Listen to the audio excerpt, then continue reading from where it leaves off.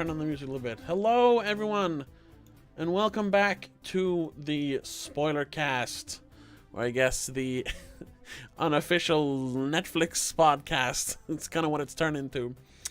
Yeah, well, Netflix is the biggest media releasing new films at the moment, so yeah, that's true.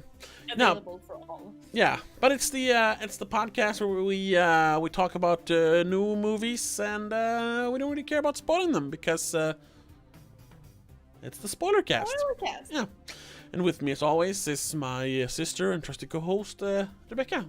Hello. Hello, and today's episode was another one of your suggestions. Well, I think, or I guess we both wanted to see it, but Yeah, I was first naming it, but you said yes. I was about to say that as well, so yeah. I guess we're both. We're talking about Enola Holmes, the new, I don't know what you want to call it, detective adventure movie from Netflix. Adventure. Yeah. And just, I don't know where to start. Well, usually we start with what did you think of the movie? Right, well, I enjoyed it quite a lot, more than I thought I would. Yeah. Yeah, I was very pleasantly surprised. I enjoyed almost all of it.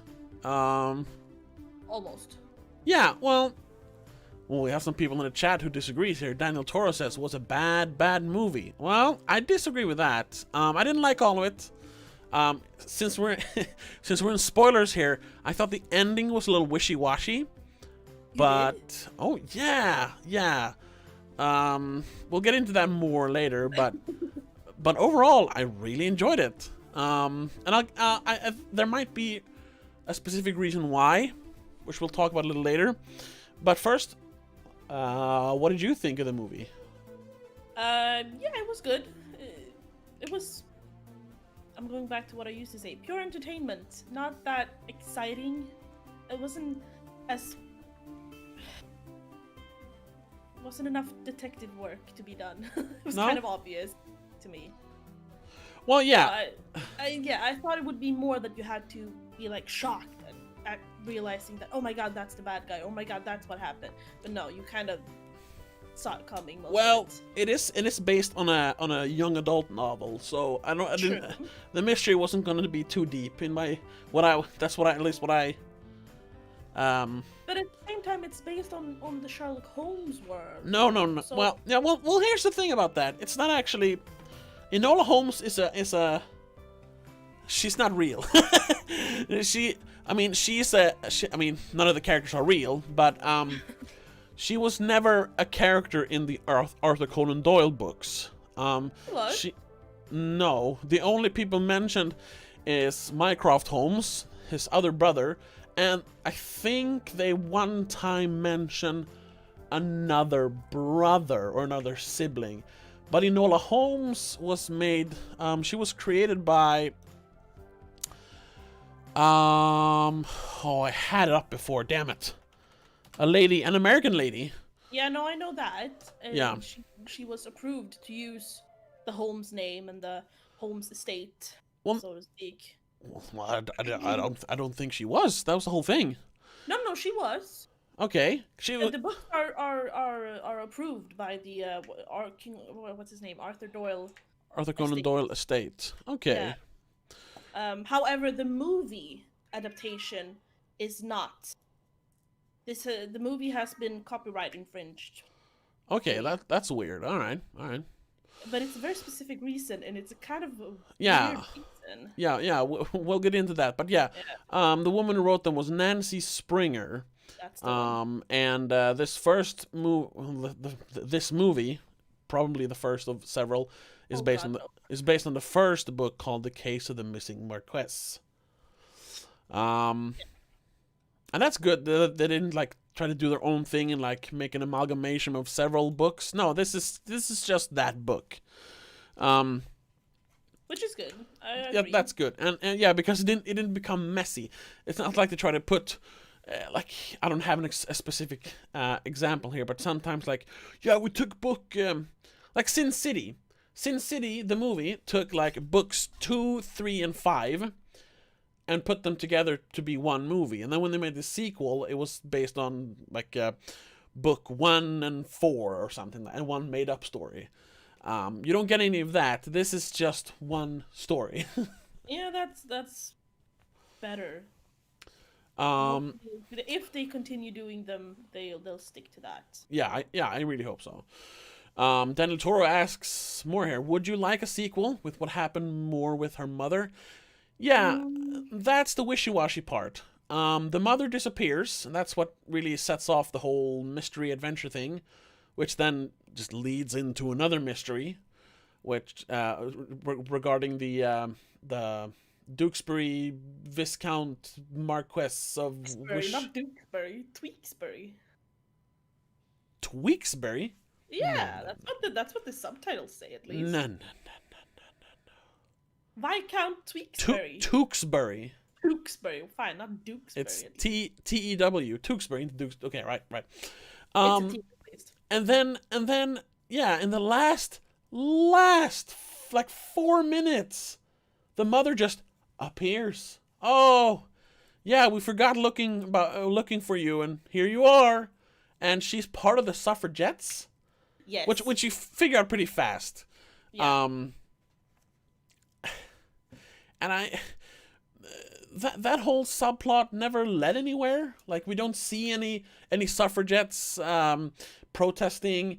We barely see any other suffragettes. The only one we get is the jiu-jitsu teacher who Enola talks to once and Sherlock talks to once.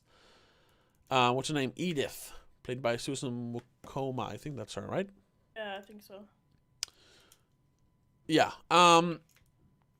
And that feels like it's a setup for the next movie. And I don't like that. Nothing against the women's rights at all. But I don't condone violence in any way, shape, or form. And the suffragettes were terrorists for a good cause, of course. But they still blew up houses and attacked people and looted, and so. Racism is never approved, even if it's for a good cause. Yeah. So, even though I understand why they did it, I'm not a fan of their methods. Anyway, But that's why I don't think there needs to be a sequel. I mean, they could if they want to make more money. They're gonna make sequels. But it doesn't have to have a sequel because we know that she's part of the suffragettes, and I mean, history tells us what happened to them and what they did. So we don't really need to know more about that. Yeah, but and I mean, they solved the mystery of this one, so it could just be the one. Yeah, but I mean, I read while I was watching it. Where did it go? I saw somewhere. I saw an article. That they're already working on, or rumors say. Daniel Toro. Working on a sequel.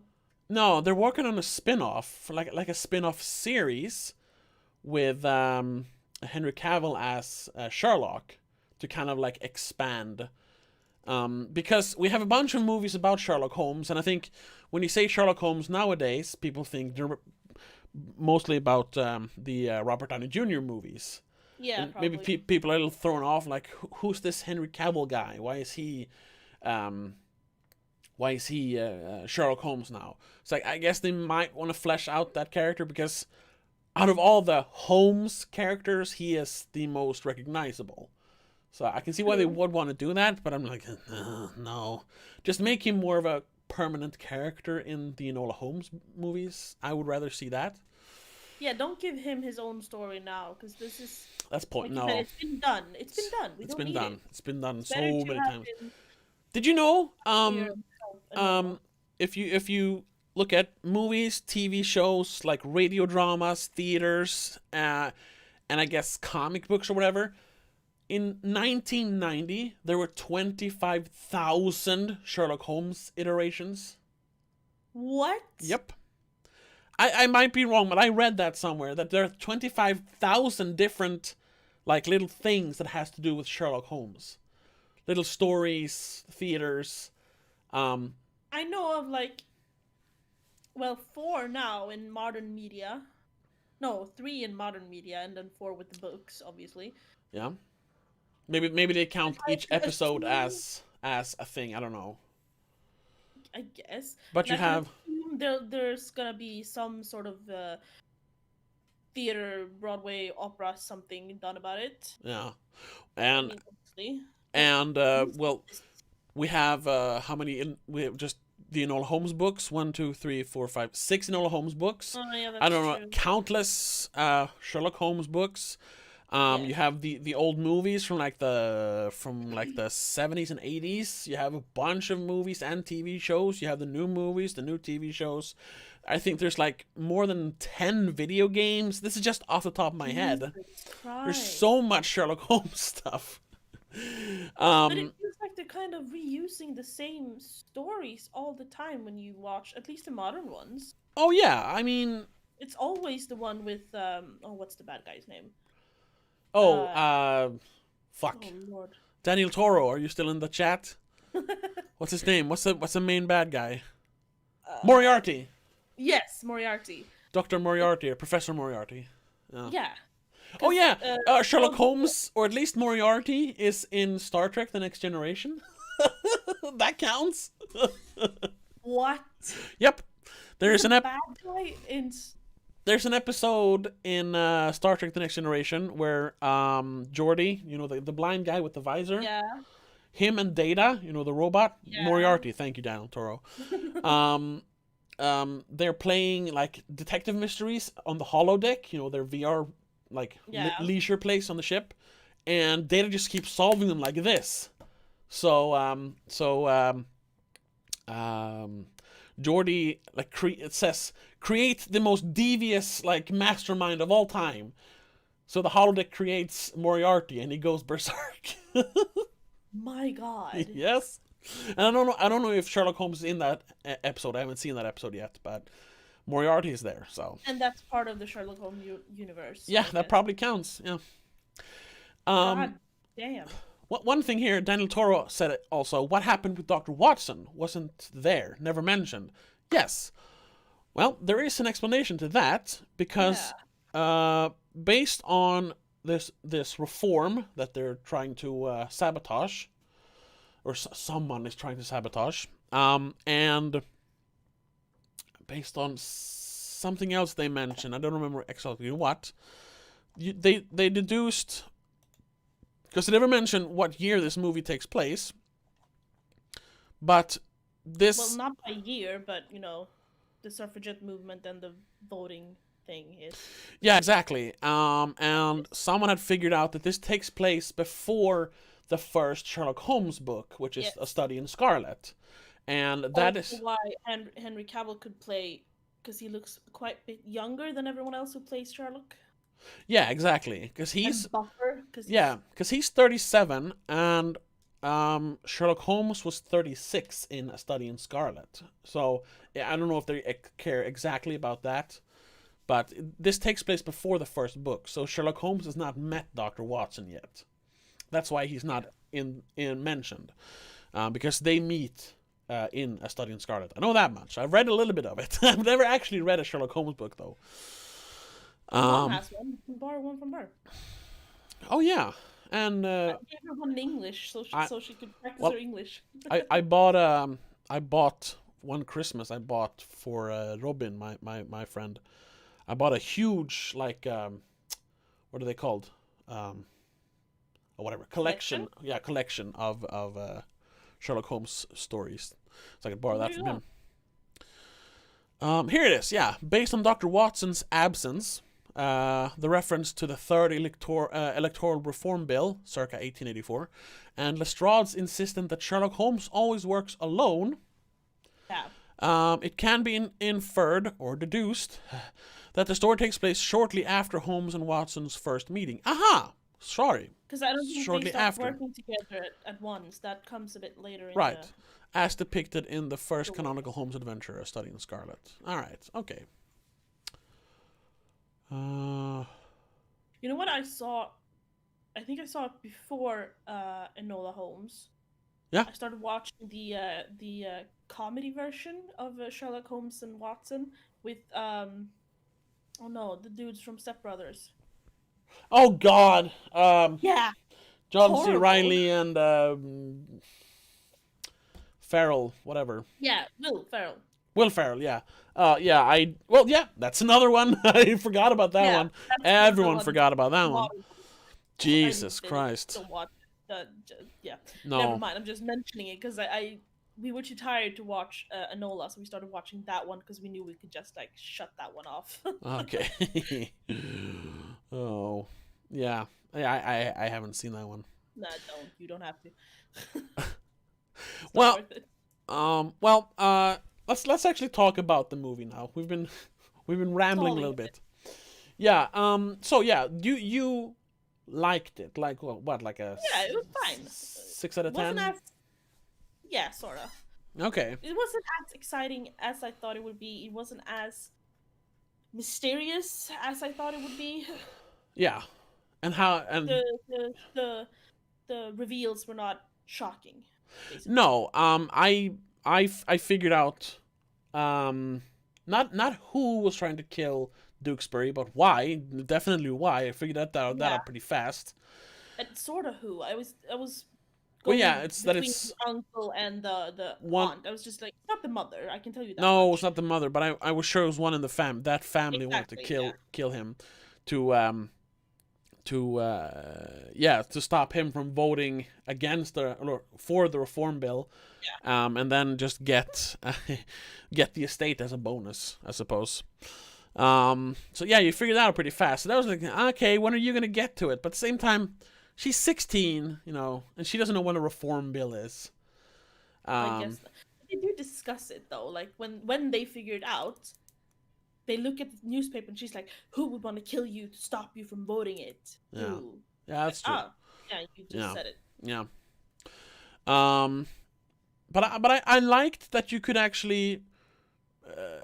There was actually a way for you, the watcher, to figure it out. It wasn't a mystery.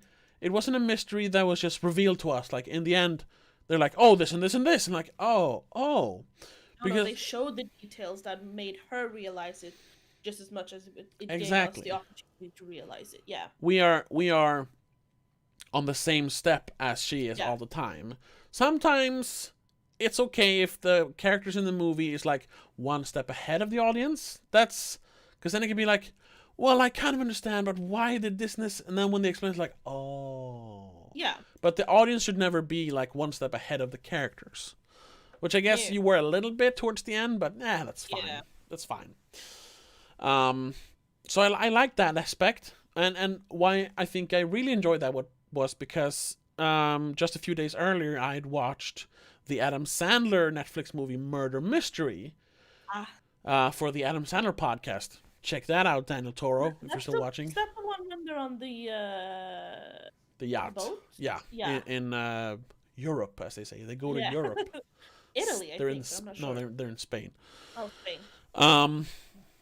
And that one you can't figure it out. They give you one clue, but there's no way to deduce who it actually is in the end. So when they actually reveal it, it's like, oh, okay. That was a good mystery. I mean, you sit there and you try to do it, try to figure it out. Like, it could be that one. They did that. It should be that one. You never really do it. No, that's a bad mystery because you. No, I like that. But because there is no logical follow through that if you pick up these clues, you'll figure it out. There's no way to do that because they don't give you any clues. I guess they give you one clue, and that's not enough. But I like that part. I prefer that to knowing who it is after 30 minutes of the movie. All right. I don't know. I didn't enjoy it at all.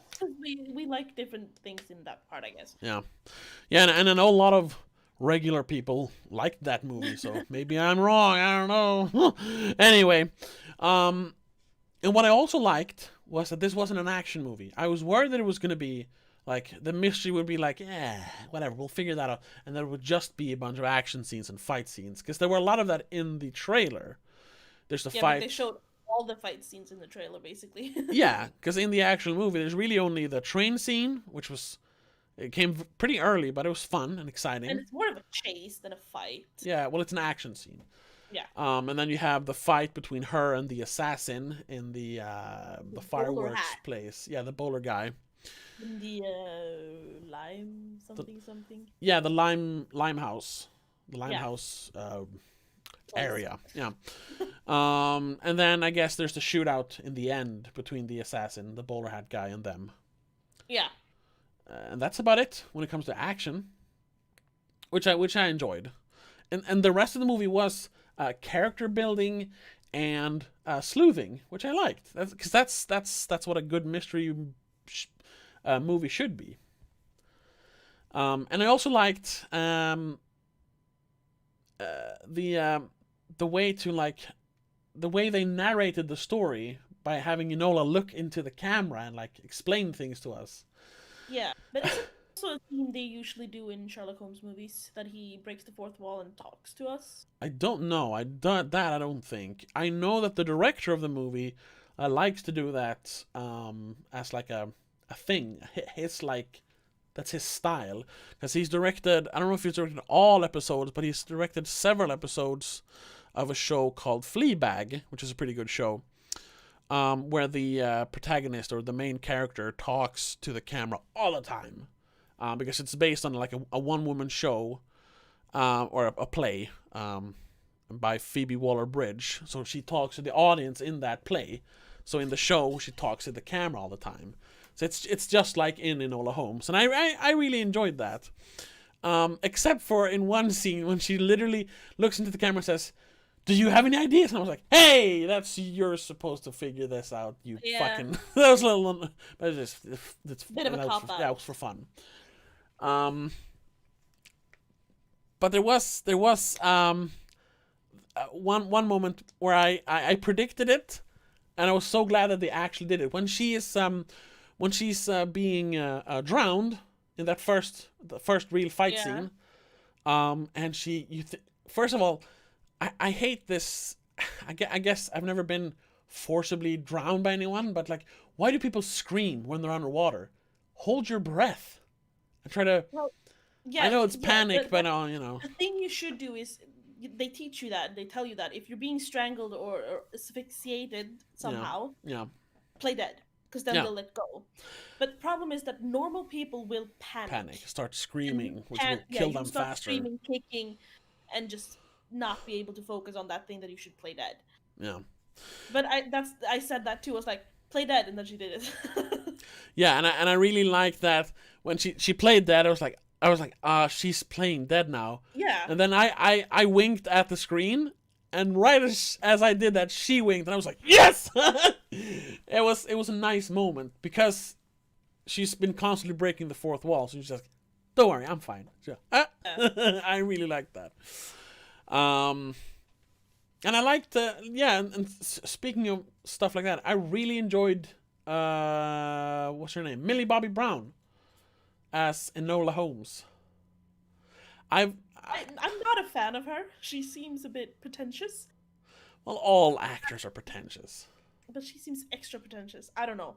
I'm not a fan of her. I don't like her. Okay. But she did a good job in this. Yeah. I mean, she's a good actress.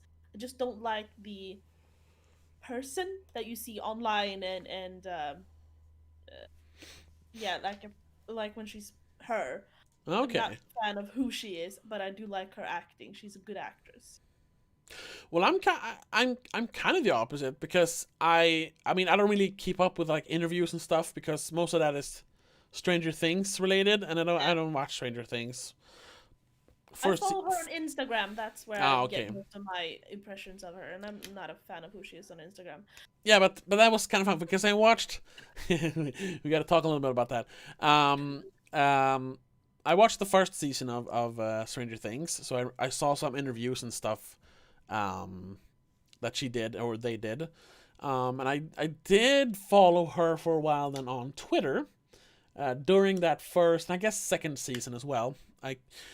But then, and she, I thought she seemed humble then, but I guess she was like, what, 12 back then? So, yeah, she was a kid. I mean, she's technically a kid still, but At least she's 16 now.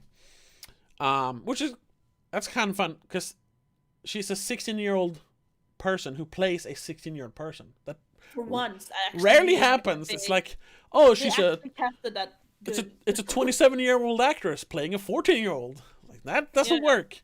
They should do that sometimes. Netflix, as like in Cuties. But in a movie like this, it's fine to have a 16-year-old play a 16-year-old. Anyway. Yeah. Let's not talk about that. Yeah. You didn't see that, right? No, I haven't seen it. Don't. The story doesn't intrigue me, so I'm not going to watch it just for the controversy. No. Don't. Anyway. I watched the trailer and I wasn't interested, so. Yeah. Yeah. But, yeah, while she was on Twitter, which she isn't any longer, because of stuff that happened, it became like a meme to like insert Millie Bobby Brown into like situations where like, oh, I saw this thing happen today on the corner of blah blah blah blah blah, and I can't believe Millie Bobby Brown did that.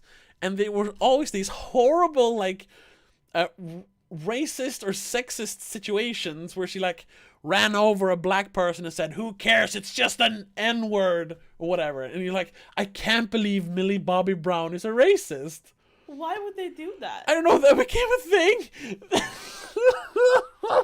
Oh, poor baby. Yeah, she was kind of bullied off Twitter. I mean, not bullied, but some people. It was such obvious jokes because she would like.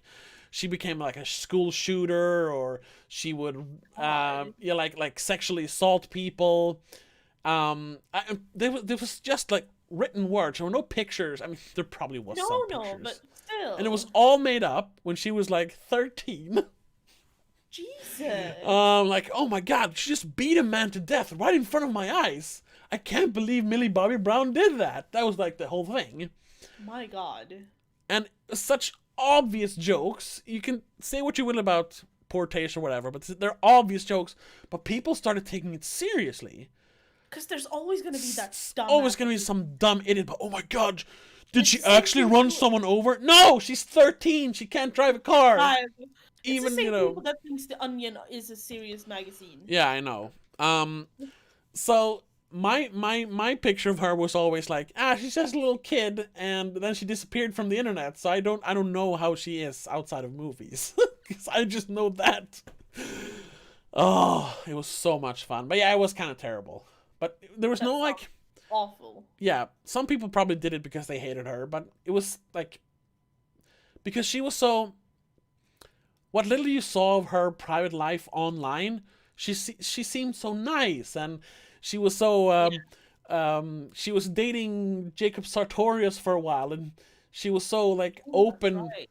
Yeah, when they broke up, she was like so open about it on the internet. She really bared herself to the internet, which is a dumb thing to do.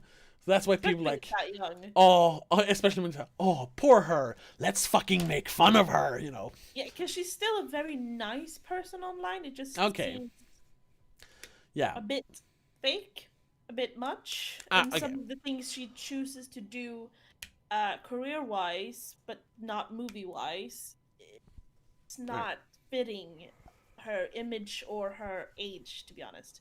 All right. I mean, she has a skincare line. She got it 2 years ago. She was 14 when she made a skincare line. Well, it's never too early, I suppose. No, it's never too early to use proper skincare, but god dang, you don't have to do an entire line when you've done one big thing. You're famous for one thing. Well, I don't know. It just felt a bit pushed.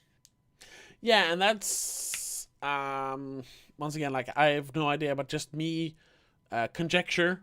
She's probably being like, hey, what about her agents or managers or whatever? It's like, we do this and do this and do this. You'll make a bunch of money. It's like, oh, all right. And she's probably contractually, is that a word? Contractually obliged. Obligated to do some stuff. Yeah, probably. But it feels wrong because I know she's young and she's always playing these young characters, and I like that part. I love that she's not playing out of her age. Yeah. But it just ruins her image. Whatever. she's still a great actress. Yeah, and that's what I was gonna say. No Because problem with that. yeah, I have no idea how she is in real life, but I think what I've seen of her, she's a really good actress, and she was really Yeah. good in this too. Yeah, Yeah. she feels very felt very natural. Like I've seen her in Stranger Things, the first season, and I've seen her in Godzilla, King of the Monsters, and I've seen her in this. And for me, I think this is her best performance. Yes, I Mostly think. because she has the most to do in this, Yeah, and probably she actually gets to more talk. range and yeah, and she gets more, yeah, to do. Yeah, Because I mean, Stranger Things, even in the second season, she's still very much the same person, just slightly more evolved, I guess. yeah, yeah. Well, yeah, a Because character that evolves. That's good. but I mean, she starts from zero. Yeah, no, that's It's sure. not thinking. She's basically a toddler. Yeah, So, but yeah, so she gets to evolve, but it's still a bit not enough to see her as an actress evolve. okay. Ah, Not in yeah, my opinion, at least. yeah. And here, here she gets to really play a different kind of character because yeah, she's very like naive and um, kind of timid in Stranger Things, at least from what I remember. Yeah. And in Scared, basically. yeah, and in Godzilla, she's kind of. I don't even remember. No, she's just there. Like every human character in that movie gets pushed aside, even though they have a bunch of great actors. It's just like, whatever, more monsters, huh? Is it the first Godzilla? No, the second one. Oh, I've seen it like once. No wonder I don't remember. Yeah, it's so fucking terrible. Like she's fine in it, but she's nothing to do. So here she's the main character. The movie revolves around her. That kid. Yeah, that kid. Oh, okay. Yeah, no.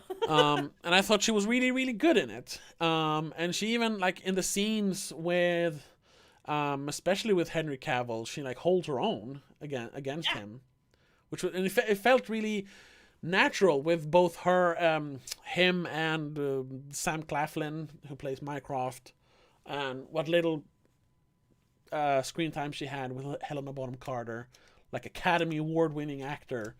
Yeah. She held it up. She was great. Yeah. So I really enjoyed that. And it felt, like I said, felt very natural. The only thing that didn't feel natural was her accent, which is kind of funny, because she is British. Yeah.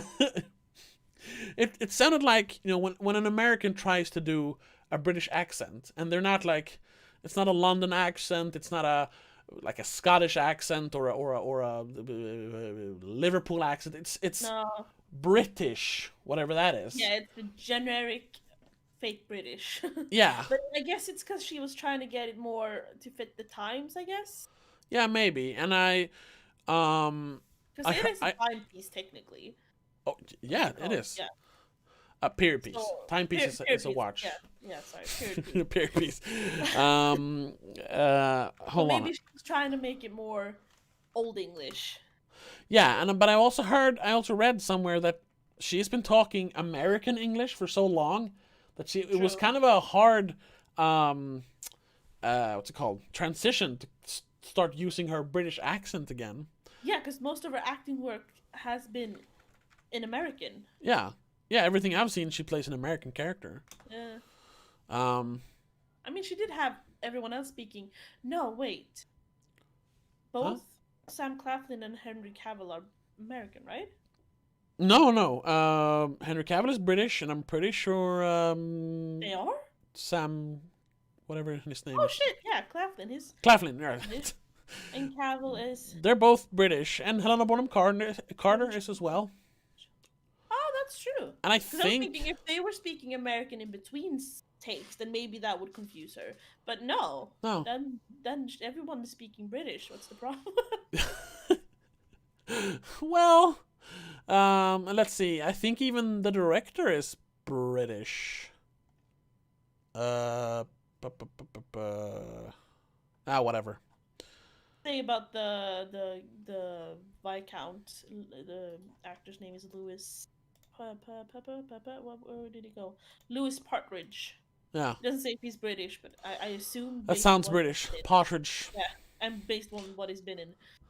Yeah, yeah, whoever plays Frances. Oh, okay. I was wondering if the grandma, the dowager or whatever they called her, Yeah. the dowager. I wondered if that was Olivia Colman in old age makeup, but it wasn't. It wasn't. It was someone called Frances de la Tour, which I've never heard of. Seen her in so much. But then I know Fiona Shaw is British. I know the guy, whatever his name is, who played the bowler hat guy. He's British. It's a very British production. Funny thing, the dowry, whatever you called her, Dowager. Frances de la Tour, she's been in another Sherlock Holmes adaptation. Oh, yeah.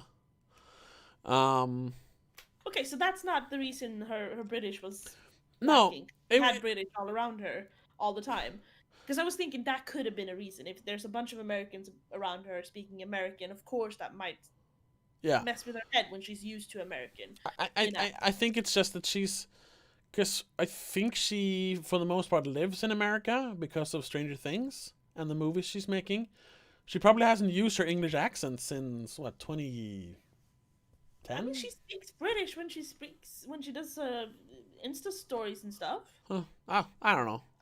It doesn't really matter, but it did stick out to me, especially since she is British. It's like, why does she sound like this sometimes? It's like, that's not British. You're just enunciating very, very vividly. I think that was her trying to make it more old timey, to be honest.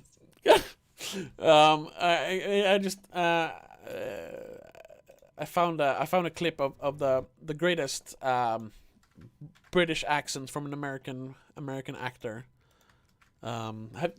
You've seen Francis Ford Coppola's Dracula, right? Yeah. Oh God. Do you remember? Yeah. Keanu Reeves.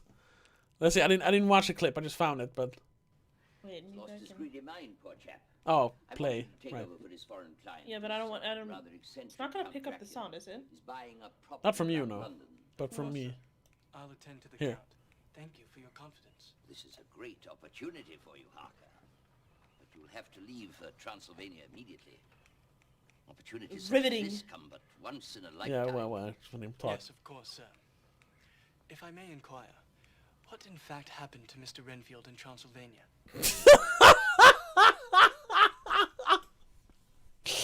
That is, I am talking British because I am not pronouncing the R's.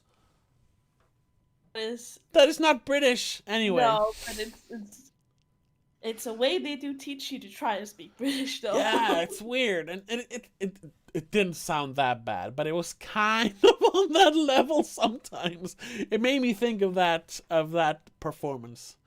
I mean, as someone who's lived in London, they do that sometimes, though, and when they try to make you speak British, that's what they say to do.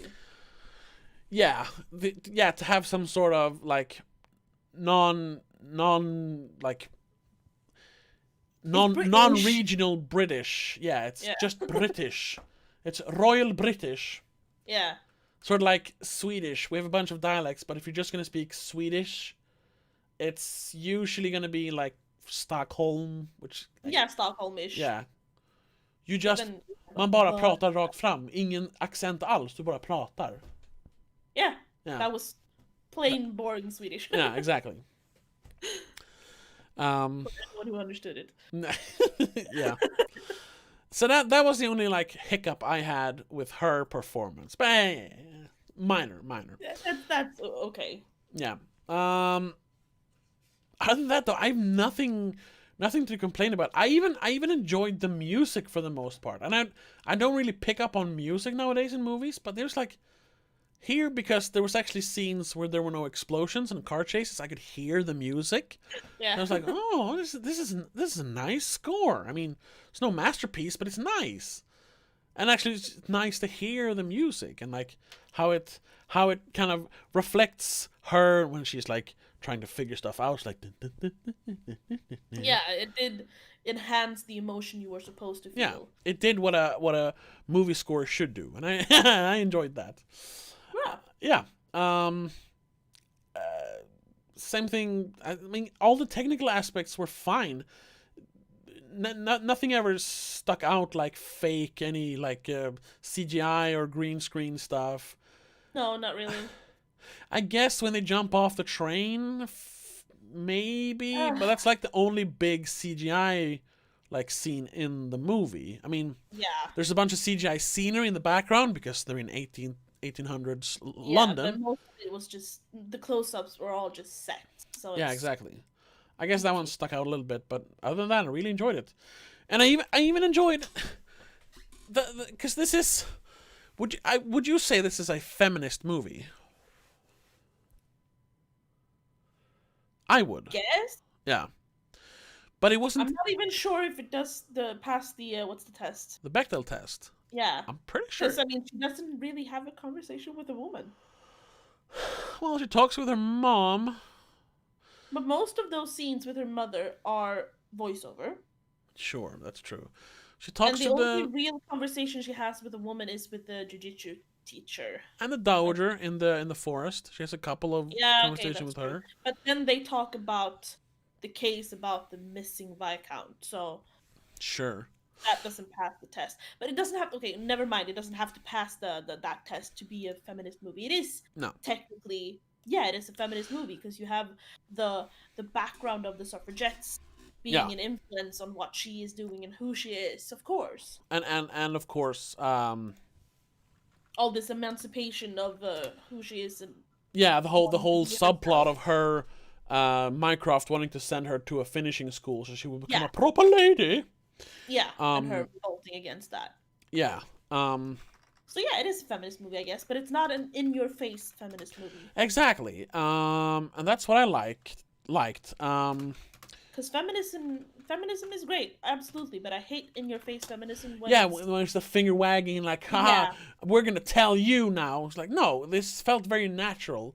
And especially how they implemented it with the Tewksbury guy, the love interest. I don't know. Love interest. Yeah. Because he was naturally more effeminate, sort of. Yeah. But without it feeling like he was like a wuss or like a weaker character. It wasn't like him, I want to say female attributes, but that's not the word I'm supposed to use. Like characteristics, I guess. Because in general, you would say someone who's interested in flowers and being in nature, that kind of thing, be in a quiet place, calm and stuff. That's the female characteristics. Especially since it takes place in the 1800s. Yes. Oh. Yes, while she is more of the forward and loud and she fights. Yeah, and I think that was a good way to do it. Instead of him being like a douchey man's man and her like putting him in his place, he is like he is more feminine. He's more feminine. Without being like a soy boy. I don't know. He's not like oh no, I'm the lady. He's not the bitch, if you want to say. Yeah. And she's not. She's kind of the butch, but he's not the bitch. It just felt more natural. Supposed to be in the time being, like she's supposed to be more feminine, he's supposed to be more manly and girly, I guess. But they switched that, which in a natural way, and they just complement each other in a good way. Because of it. So you don't really think of it as something intrusive. No, but because it was made even. Natural. It was made even more subtle than some movies that take place in modern times do it. Yeah. Where like the girl is like literally a guy with a vagina, but because she doesn't listen to no man and she drinks beer and she likes to work on engines. She wasn't like that. She was kind of like that, but he he wasn't like, oh, I love to embroider and I like to be a fucking footstool for women. He was just they kind of what's it called? Have it in Swedish. Uh, Is there word in Swedish? well, no, they kind of they matched each other, like some of her qualities and his qualities. Each other. Thank you. They complemented each other. Huh? I've said it like 4 times. Oh, sorry. Yes, they did. And then they kind of And poked. it fit the times the way they did it, because, like you said, it's not the modern way where it has to be very in your face, very and then flamboyant almost. Yeah, exactly. He was still a guy and she was still a girl, but she didn't have to be a girl and he didn't have to be a guy. No, it was more natural. I really like that, because that's not something I personally normally experience. No. Like people being, I'm a dude and you have to be a girl. No, those stereotypes. I don't experience that in real life either, because I'm not a girl. Yeah, you're not a girl. No. So, but I didn't even realize it, I think, until I thought about it. Yeah. That they did it that way in the movie. And then they like subtly not poked fun at feminism or whatever, but they had fun with stereotypes. That when he says, because there's one point, I think they've just escaped from the finishing school, which is the second act low point, which that felt a little necessary. They could have basically skipped the whole finishing school thing. I see why that was there, because it's supposed to show that she will throw off the shackles of conservative womanhood. That's a whole big thing in her character developing. But if they wanted to cut down on time, they could have cut that bit Yeah, out of it. the whole mystery took like a 10-minute break when she was in the finishing school, and she was there for like 1 day, and then she escaped. I was like, okay, what was the point? But anyway, I think it's after that. And they're going to his place. It's right before the fight when it's all when it's all dark. They're driving the automobile. Yeah, and she's like, "Oh, I don't want to be the kind of woman who marries and have children and press flowers and embroider. I don't like that kind of stuff." And he looks at her like, "You don't know how to embroider?" Yeah. But it wasn't like ladies should know that. It's more like, I embroider, you don't. Like he didn't understand. Yeah. I thought that was kind of fun, that he wasn't like trying to put her down, like, oh, you should know, a lady should know how to embroider. It's more like, it's fun to embroider, why don't you? It was that kind of progressive thinking, and that's what I like, when it's subtle, when it's clever. It feel a bit in your face in the beginning, when you had the mother and the daughter being so free-spirited. Yeah, and I was worried in the beginning there was going to be one of those movies, like, I ain't a slave to no man kind of movie. But as soon as she got to London and she was like, well, I have to do the one thing they don't expect, and she becomes a proper lady for a while. Yeah. I was like, yeah, okay, she understands that you can be both. And it saved her life at one point. Yes. The corset stopped the knife from slashing into her. I actually saw someone test that out, see if it actually works. It does. Yeah, there's wood lining in the corset. It's whalebone. Oh, okay. Well, yeah, even better then. She made a whalebone corset and she tried to stab it, and she was like, I got through once and it was tiny little mark and would not even be like bleeding probably. Yeah. So they did. That was cool. Yeah, they did the whole progressive thing, the whole feminist thing in a good way. Yes. And I really enjoyed that. It was clever, it was subtle, and there was no finger wagging. I liked that. But yeah, the beginning when they're like they felt a little like Pippi Longstocking in the beginning. Mm-hmm. Nothing against Pippi Longstocking. It was just something I thought of. But yeah, these are not your typical women. They practice jujitsu and play tennis indoors. And I mean, they actually even mention it, like, she didn't teach me girly stuff. Yeah, exactly. She didn't teach me to embroider and sit properly. And I even Top height. And I even said to myself, yeah, but you don't have to play tennis indoors. I No, got play kind in of the garden. I got kind of like a stuffy old mouth. And when I was watching went that, a bit Minecraft. yeah, I went a little bit Minecraft because like, what? But you Go own outside. yeah you own hundreds of acres of land. Play tennis outside, idiots. So you're Why just inside? Statues Yeah. and paintings and vases and Or, stuff. or at least a bigger room so you don't Yeah, they break had stuff. bigger rooms. I Why take the one that was full of knickknacks and Yeah. expensive decoration? Well, it's supposed to be quirky, but I Yeah, didn't like that, and I was worried that that the was whole movie's going to be like that, but it wasn't. No. Fortunately, it was good. Yes.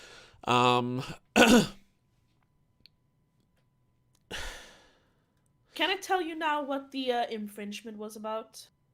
Oh, sure. I was just going to say one more thing. Okay. The only character that didn't have any real complexity to it, I mean, a little bit, was Mycroft. He was just set in his way. Yeah. Like, oh no, He didn't ladies have should do enough this. screen time to be developed. That's though. true, but it was like he became the bad guy when the bad guy was the murderer. He kind of was the bad guy in that part of the mystery, Yeah. I Yeah. guess. And it felt like, because at first Sherlock seems to be kind of the same way, but not as much. But he actually develops and like understands that, well, Enola is different, and he understands why she's doing the things she's doing. While Mycroft is just like, no, she has to be a lady, and it's or whatever. Yeah. Anyway, yeah. Yes. Speaking of Sherlock Holmes and the way he acted in the movie, let's talk about the lawsuit. Yeah. Because apparently the copyright infringement was that he was showing too much emotion. Yeah. Which I find weird. Can you copyright a person's emotional expression? I mean, I guess you can, sort of, because they're suing them for it. But listen, it's very flimsy. I can see their reasoning, but I do not think it's gonna hold up in court. Have you read the whole thing? Why they say it's? He's too warm towards Enola. Yeah, but part of the movie. But that's all I read. Yeah, but here's the weird thing. Let me quickly pull up Sherlock Holmes. Because his earliest books, can I just get Sherlock Holmes? Nope, I cannot. The first here, what? No. The part I read, I'm just gonna go through it. It's I think it's in the later books that are not yet free to do what you want to. Exactly. He has started to show emotion in the later days of his life, Sherlock Holmes, I mean. Yeah. And the way Cavill portrayed Sherlock towards Enola is too close to what the old Sherlock does in the later books. Exactly. That's what I was trying to get to. That the early books are now in the God damn it. They're they're not not copyrighted anymore? No, well, something like that. Like, because they're over 100 years old now. They came out like in 1898 or whatever it was, and since 1998 anyone can adapt A Study in Scarlet, the first one, or I guess 2 or 3 other ones, without having to pay the estate any money, because it's within the Creative Commons now. However, the later books where that takes place after a certain time, and after Arthur Conan Doyle lost some of his family in the war, he thought that Sherlock Holmes needed to express more warmth toward people, because he felt that this cold, logical character didn't fit with the times anymore, and it wasn't a character he wanted to write anymore. So in the later books that was written like in the 1920s or something, he is a much more caring person. And they are saying that because the books where he is a caring person are written less than 100 years ago, if you portray Sherlock Holmes as a caring person, that's copyright infringement. But I gotta say, that can't be real. Part of that is, first of all, yeah, I mean, I get what they're saying. I get it, but what? But it's ridiculous. It's ridiculous. But at the same time, I'm not sure I think he displayed that much warmth that it altered him from what we've seen Sherlock do in other movies. I mean, he shows love and affection to women in the movies with Robert Downey Jr. Yeah. Yeah. So I mean, I guess showing some sort of pride at Enola figuring it out before him isn't enough to be a character-altering display of emotion. Yeah. I don't remember exactly. I've only seen the first movie. I'm not a huge fan of those movies. But isn't the woman called Irene Adler? Probably, very possible. In one of the movies, because that's the only woman who ever bested him. In the stories. In the Battle of Wits, in the stories, and that's why he shows some level of admiration towards her, and he's always nice to his landlady. That's about it, I think. Yeah. But yeah, other than that, it says here, just because it's actually a thing. If you look up Sherlock Holmes, there is like a whole segment on his attitude towards women. It's, as Conan Doyle wrote to Joseph Bell, Holmes is as inhuman as a Babbage's calculating machine, and just about as likely to fall in love.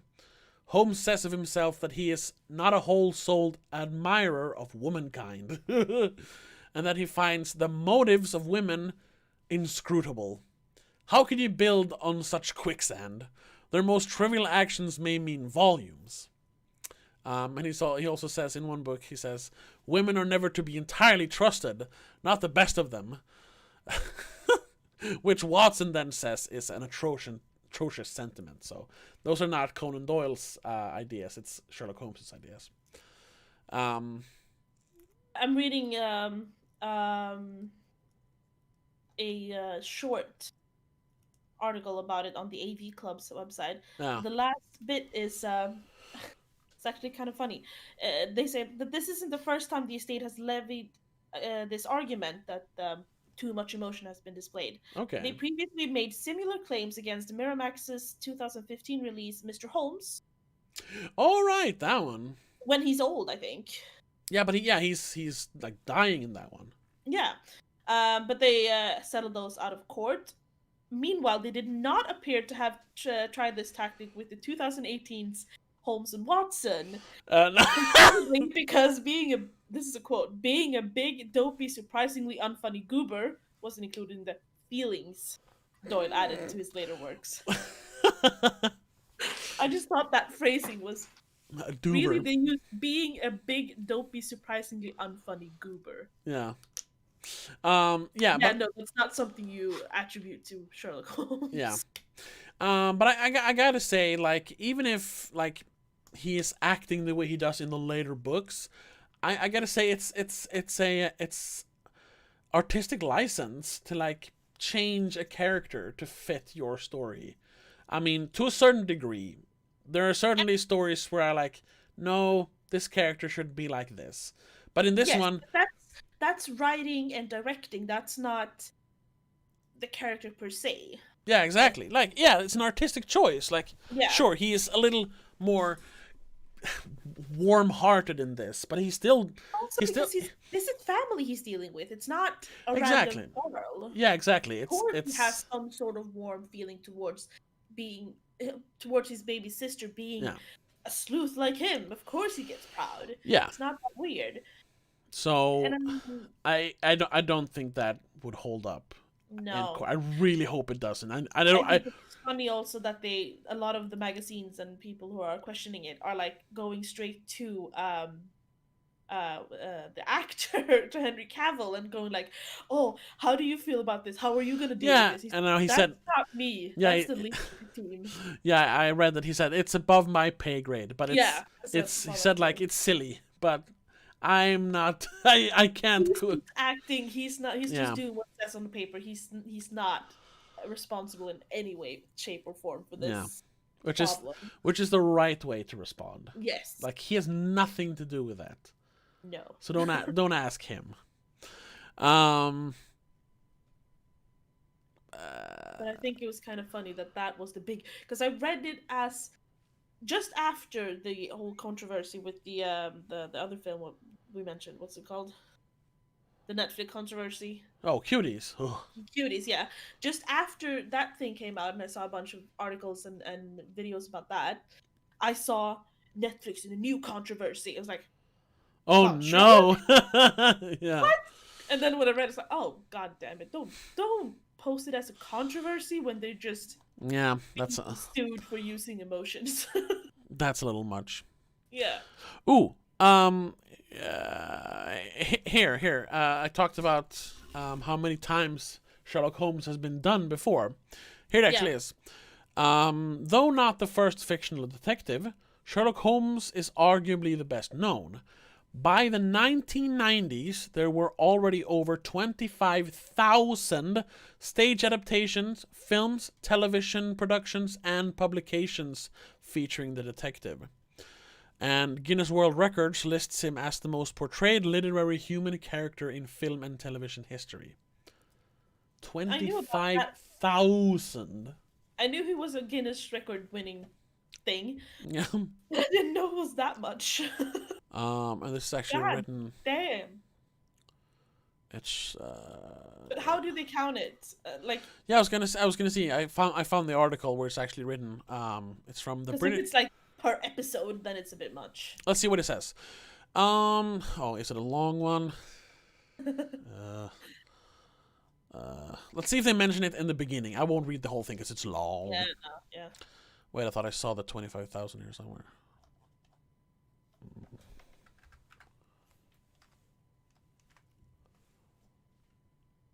No. Anyway, this is what it says. Sherlock Holmes, the world's most famous literary detective.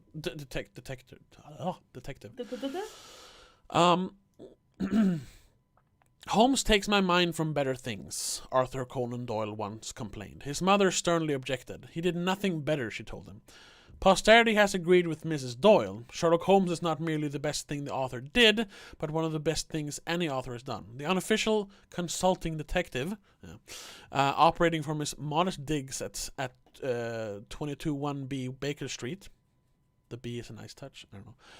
Where the detective resides. Miss Hudson, his blah, blah, blah, blah, blah, blah.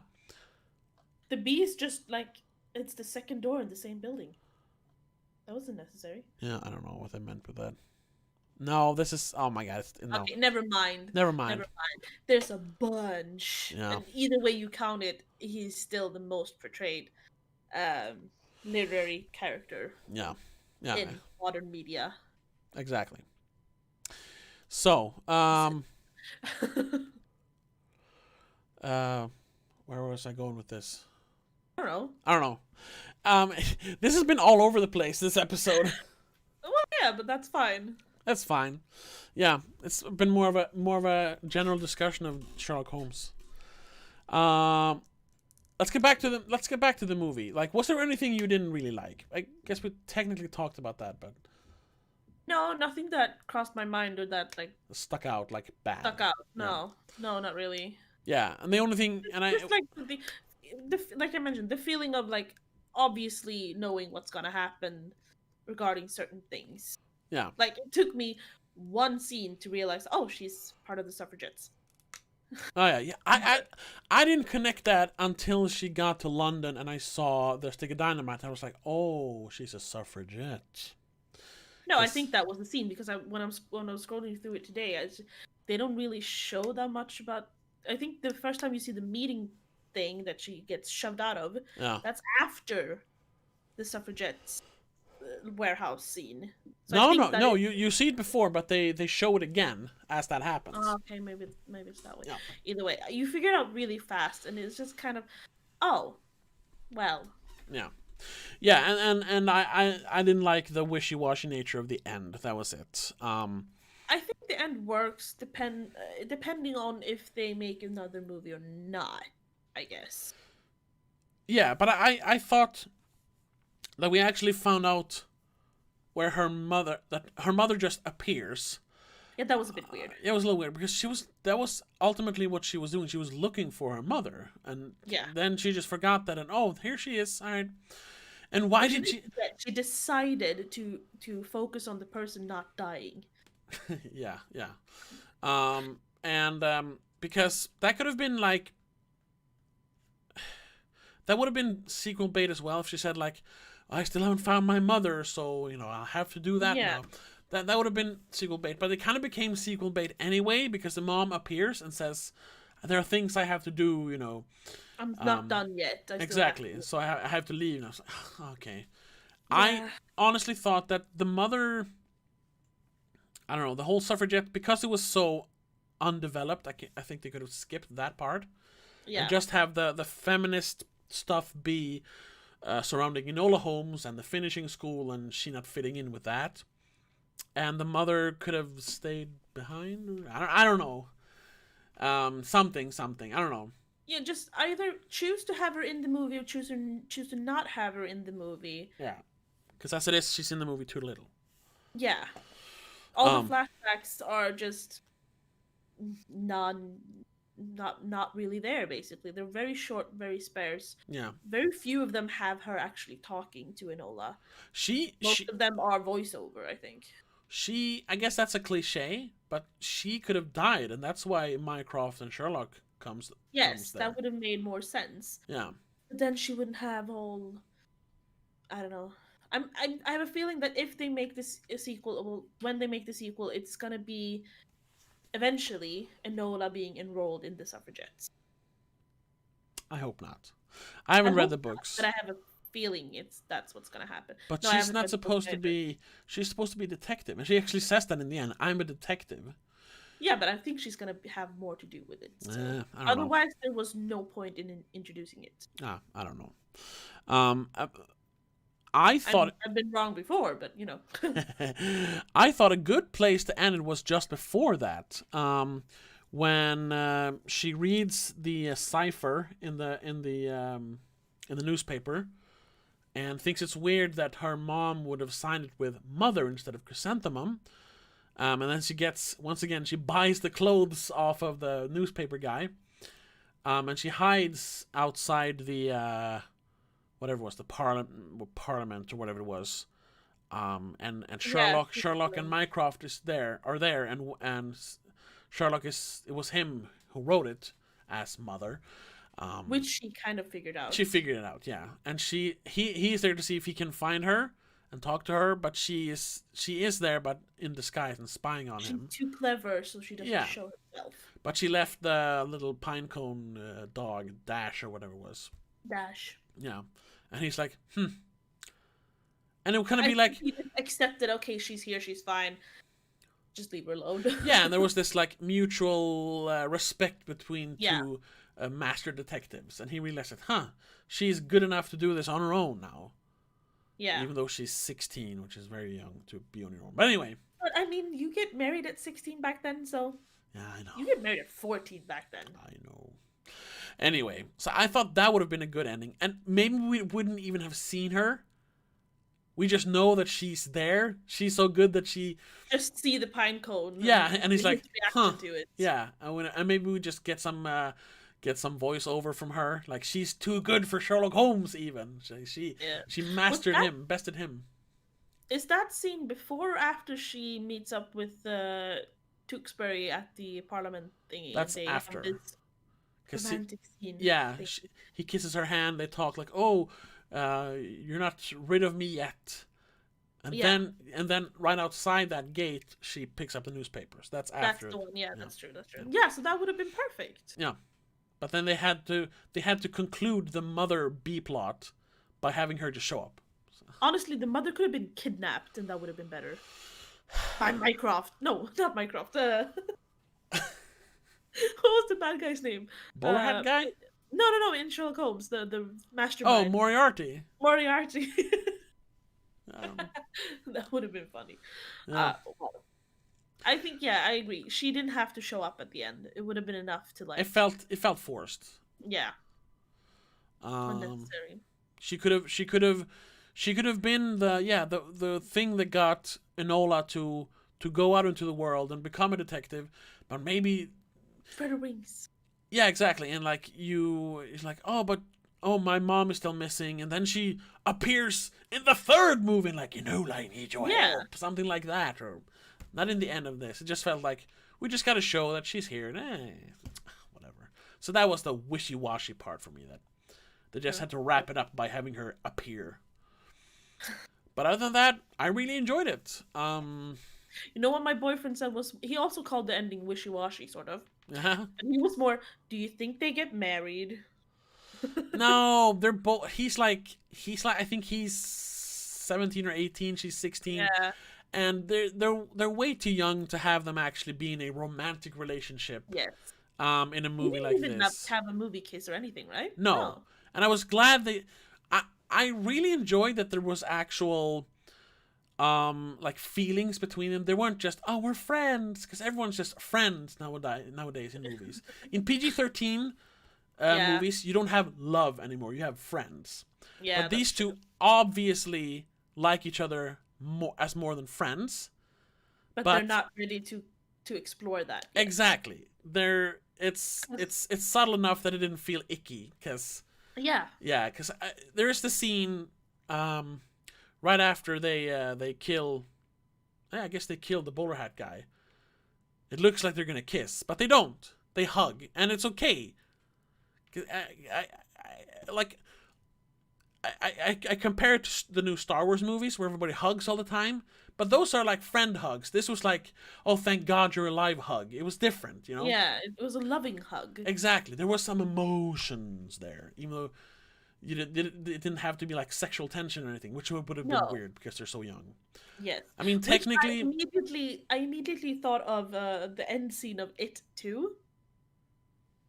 Because in the end there, when they've done the blood pact thing. No, wait, the first one. Sorry, not 2. Yeah, the first one, yeah. When they do the blood pact thing, in my head, they did not need to kiss. No, yeah. Goddamn, they kiss.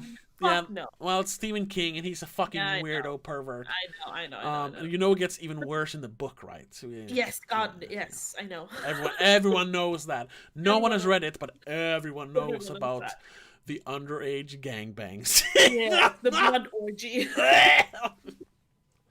Yeah, I kind of have like, oh no, they're gonna do that. No, this was super tastefully done, and I really liked it.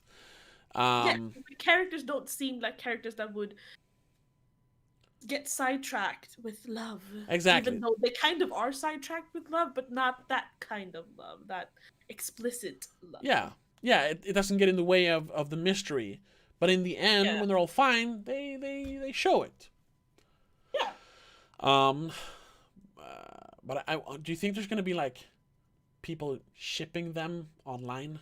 Oh yes. It's that kind of movie, right? Yeah, we talked about that, about people being obsessed with these young stars. It's probably gonna happen with this movie as well. Ugh. Yes. Gross. Unfortunately, that shit happens with everything. Yeah, I mean, you cannot get away from it. And it's not just the weird 30-plus people. No. I know there's younger people as well, but... There's a bunch of, 13-year-olds who's gonna be like, oh my god. Yeah. It's so cute. Yeah. But you know what's fun? Since they didn't, they do set up some good sequel bait, if you want to call it like that, because you have their relationship, because it's you had them like I said, professing their love for each other, like showing that they have emotions for each other, but there's definitely room for that relationship to grow. Yes, which they can do in the next movie. Yeah, and her of that, huh? I would approve of that. Yeah, exactly. And the fact that this is basically an origin story for her as a detective. Yes. But she doesn't actually become a detective until the end, so now she's ready to do some real detecting in the next movie. It wasn't like in Captain America, where halfway through the movie he becomes Captain America. And then it's just like, now what? Well, I'll fight the bad guy. This actually, throughout the entire movie, she her arc was finished at the end of the movie. It was a full full-fledged arc. Yeah. Yeah. So there is a bunch of good sequel bait like that, and the only bad sequel bait was the mother story. Mother and the suffragettes. Yeah. So I wouldn't mind seeing more movies. As long as, like we mentioned, as long as they follow the script, so to speak, that they do the one book per. Yeah. This one story, one book kind of thing. Yeah. Not start to make up their own or start mixing them up too much. Yeah. Or if they would even like start stealing stories from the Sherlock Holmes stories and making them Enola Holmes stories. No, that wouldn't make sense. No. Keep it within the Enola Holmes universe. Yeah, and part of the universe at least. Yeah, and since there hasn't been a new book written for 10 years, I think that's actually like a finished story, these 6 books. I have no idea. I haven't read them, but she didn't keep writing them. She stopped at a certain point. She wrote them over like 4 years or something, which is kind of weird. 6 books in 4 years. I mean, the last one is called The Case of the Gypsy Goodbye. It sounds like a definitive end. With a goodbye in the title. So that could be nice. And yeah, then you can make 6 movies and then it's an ending. I don't know.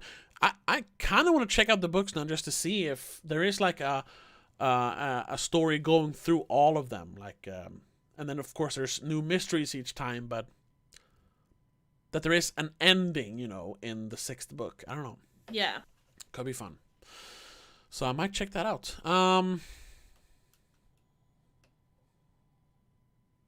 Yeah. I started reading.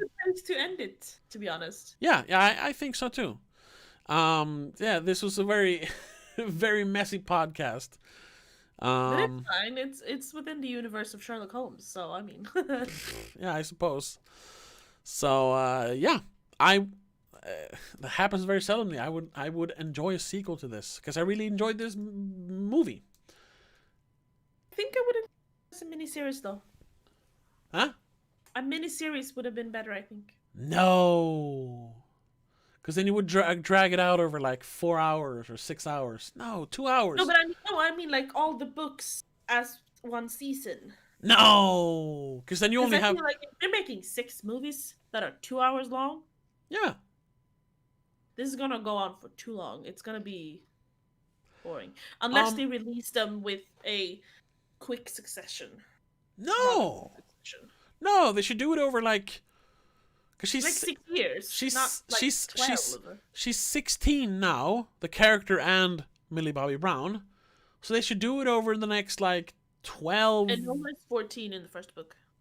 Oh, well then they changed it. I'm pretty sure they say she's 16 in the movie. They changed it. I don't know. According to Wikipedia, at least. Okay. Yeah, it says 14-year-old sister. Yeah, okay. All right. And Sherlock Holmes is 20 years her senior, so he's 34. Yeah. But Henry Cavill is 37, 36 when they shot it, I think. So maybe they changed it a bit. Yeah, I don't know. Yeah. But like doing it over like a period of like 12 years, so one movie every other year, then she would be an adult when the story ends, and it would be like we would kind of, or people like the Harry Potter movies grow with her. Yeah, exactly, because this is like a PG-13, so people around her age are the target audience. They can grow up with her. Yeah, sort of like the Harry Potter books, or movies, I suppose. For me, at least. I guess. Yeah. Well, movies for me as well. Well, yeah, but I mean, I think I'm the I think I'm the exact age of movie Harry Potter. He was 11, right? I was 11 when the first movie came out. No, that's impossible. It came out in 2001, Rebecca. How old was I in 2001? Okay, no, you were 7. Shut up. But I was the exact age when the last one came out, I think. That might be. I don't know. I think. I'm not sure. Because they came out with a few years in between sometimes. Yeah. So that could be like a thing, and. Do you think Millie Bobby Brown will be cool with that? Having her next 12 years occupied by playing Enola Holmes, being Enola Holmes? I don't know. I mean, I feel like she might ditch it after 3 movies. Listen here. That is not up to her. Because the studios, no, Netflix is kind of like Disney, like that. Oh. This is once again complete conjecture for me. I've just learned that what that word actually That's why you means. used it like 10 times today. Twice. But I used it the other day for the first time ever, and I was like, wait, does it actually mean what I want it to mean? So, yes, it does. Oh, I do that all the time. I should say conjecture all the time. That's why. Because nowadays you see a lot of the same actors from like Marvel movies pop up in Disney movies, or True. vice versa. Like, oh, this guy, he was in a Star Wars movie, now he's in this Disney movie.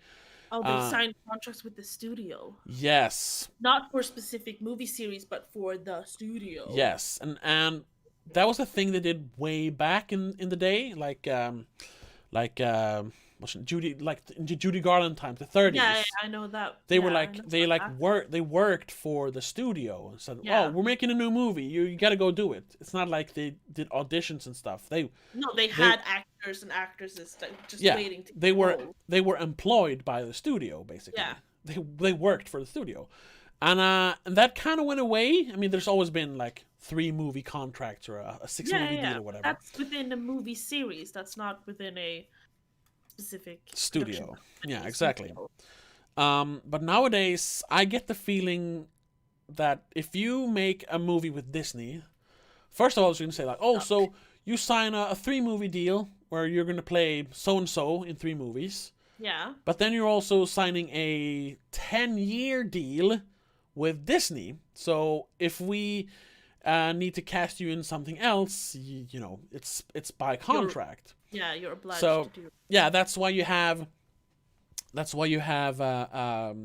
Favreau.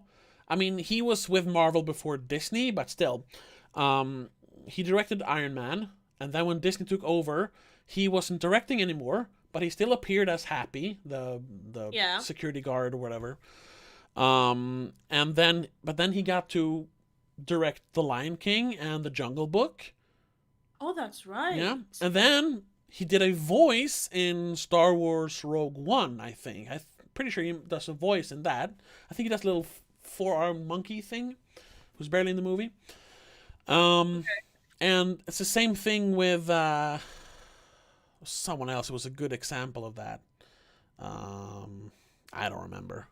But you see the same thing here in Netflix now. Millie Bobby Brown got cast as 11. And now when they needed a 16-year-old girl to play Enola Holmes, well, we have her on contract. Let's put her in it. Henry Cavill got his first Netflix gig the year before last year technically, with The Witcher, and now he plays their version of Sherlock Holmes. Yeah. I think they sign contracts with the studios now. God damn it. Yep. I don't like that. No. So if they say, this was a big success and you work for us, we're going to make more Enola Holmes movies. She's bound to do it then. And I mean, if you look at her IMDb bio. I don't know how much she's done, but a lot of it is Netflix. Her biggest stuff is Netflix.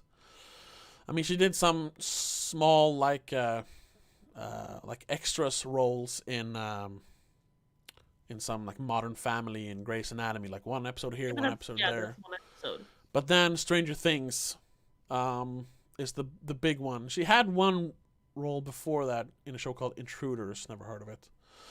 But then Stranger Things, and then now Enola Holmes. Other than that, it's the Godzilla movies. That's about it. Movies? She's in one of them. Well, she's in the new one, Godzilla versus King Kong, or Kong. Yeah. Oh. Anyway, so that's true. If they want to make more movies, she's going to be in them. Yeah, I guess. At least until her contract runs out. Shame. Yeah. I don't like that kind of contract. That ruins the movie industry. Well, it doesn't ruin it, but it confines the artistic expressions within the movie industry. Yeah, that she might not do it because she wants to. She does it because she has to. Yeah. Yeah. That's not how you should do acting. Well, anyway, that's just what That's speculation for me. Speculation. Instead of conjecture. So yeah, but I wouldn't mind it. I guess it would be fine. Yeah. So yeah, I think we're gonna wrap it up there. Yeah. Yeah. For once though, I don't think we have a movie planned yet for next week. No. So that'll be a mystery. We did talk about checking out the first episode of Ratchet, but I've had my worst fears confirmed by people I trust on the internet. The show sucks. Okay. And that they ruin the character of Nurse Ratchet. So I don't really want, because I really enjoy the original Nurse Ratchet, and I love that movie and that performance. Let's not ruin it. Don't really want to watch it, even though I like Ryan Murphy's stuff. So we'll see what happens for next week instead. Well, we'll see what we come up with. There is one. It could be like, it could actually be a Spoilercast / Adam Sandler podcast crossover. Oh. Because next Wednesday, Hubie Hubby Halloween comes out. Oh yeah. So if we watch that next Wednesday, we could talk about it on next Thursday. Should we invite your co-host for the Adam Sandler podcast? I don't think he wants to do it. He has talked enough about Adam Sandler, the poor man. Oh, are you guys officially done? We are doing our last official episode this Tuesday. We're gonna talk about Uncut Gems. Okay, then we'll take it over. We'll do what's his name? Doogie Doobie? Hubie. It's Hubie. It's Hubie Hubby Halloween. I don't know. Hubie. I think they say Hubie in the trailer. Hubie. Anyway. Yeah, it sounds like such an. So, and it's another Netflix movie, so why not? Yes, why not? Why not? Okay, let's do it. We'll do Hubie Halloween next week.